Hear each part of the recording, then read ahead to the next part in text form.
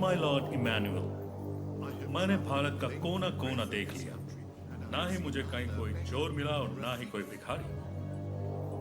हमारा मानना है कि उस देश के पास बेशुमार धन दौलत है। हम वो लोग हैं जो अपने आप को सबसे सभ्य मानते हैं, लेकिन सभ्यता की शुरुआत सही मायनों में भारत से ही हुई है। मुगलों ने कई सालों तक उन पर राज किया। उन्होंने उनका खजाना जरूर लूटा, लेकिन उनकी तहजीब नहीं लूट पाए। उनकी ताकत वेदों, शिक्षा और सभ्यता में है। वो ताकत छीन लो, फिर भारत को लूटना आसान हो जाएगा। फूट डालो और राज करो की नीति से अंग्रेजों ने भारत की शासन व्यवस्था कर दी है। हर तरफ खलबली है। कुछ राजा और पालेगार आजादी के लिए ब्रिटिश के खिलाफ आंदोलन छेड़ चुके हैं।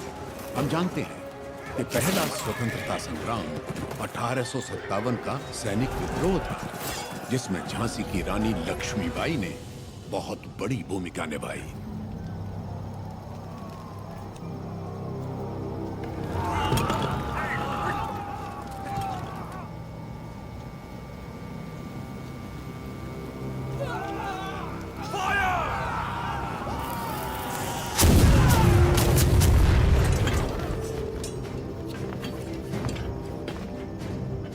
महारानी झांसी के नेतृत्व में स्वतंत्रता की ये लड़ाई शुरू हुए 3 महीने हो गए। 20,000 योद्धा हमारे साथ मैदान में उतरे और अब सिर्फ हम 100 योद्धा ही बचे। कल अगर हम रणभूमि में उतरे तो फिर हम 100 भी नहीं बचेंगे। ये स्वतंत्रता संग्राम हमने शुरू किया था और हम ही इसे खत्म करेंगे।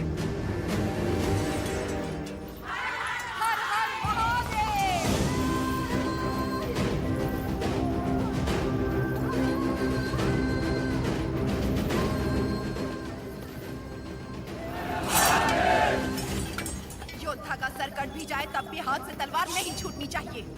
युद्ध में प्राण देने वाला शिव के समान है सेनापति। इस लड़ाई को रोकने का हक आपको किसने दिया? इस महासंग्राम को ना तो मैंने शुरू किया और ना ही आप लोगों ने। आप लोग लड़ने से डर रहे हैं क्योंकि सिर्फ 100 बचे हैं। इस युद्ध का पहला बिगुल 10 साल पहले फूंकने वाला था एक अकेला वीर।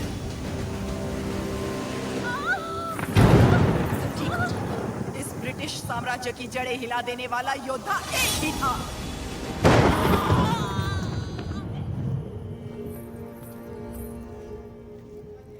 बेटा हुआ है, लेकिन मरा हुआ। उसका जन्म ही एक महायुद्ध था और उस युद्ध में वो मृत्यु को मार के विजयी हुआ।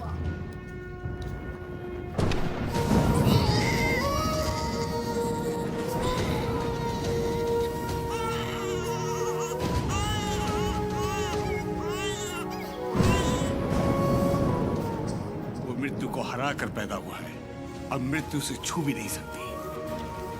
वो एक योगी था, एक महायोद्धा था, स्वातंत्र की पहली अलख जगाने वाला रेनाडू का सूर्या।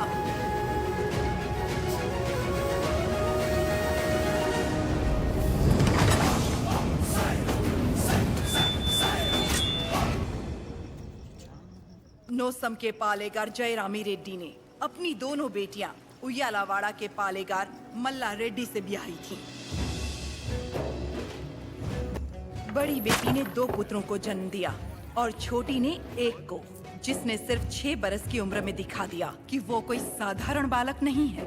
उन दिनों सीमा में भीषण अकाल पड़ा था। वर्षा के लिए यज्ञ करना था। यज्ञ में मज्जारी के किसी वंशज को जगन्नाथ पर्वत पे दीप प्रज्वलित करना था। इस विधान के लिए नरसिम्हा रेड्डी को चुना गया। हर कार्तिक पूर्णिमा को नरसिम्हा रेड्डी के हाथों दीप प्रज्वलन किया जाता।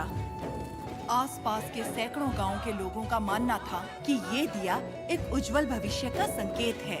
नरसिम्हा रेड्डी को उनके नाना ने गोद ले लिया क्योंकि उनके पास नोसम किले का उत्तराधिकारी नहीं था।